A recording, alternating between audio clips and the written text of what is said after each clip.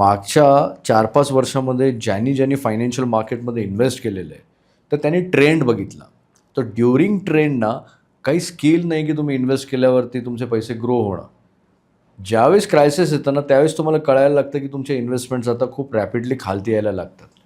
तर बरेचसे लोकं ट्रेंडला फॉलो करतात, तर त्या दरम्यान तुमची जी ग्रोथ होते, तर त्यांना असं वाटतं की आपण स्किल्ड इन्व्हेस्टर आहोत.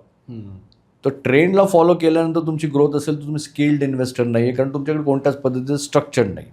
स्किल्ड इन्व्हेस्टर केव्हा होतं की ज्यावेळेस तुमच्याकडे स्ट्रक्चर्ड आहे आणि त्या स्ट्रक्चरमध्ये ॲसेट अलोकेशन प्रॉपर आहे, तुमचे गोल्स ऑब्जेक्टिव्ह प्रॉपर आहेत, रिस्क मॅनेजमेंट प्रॉपर आहे, एमर्जन्सी प्रॉपर आहे.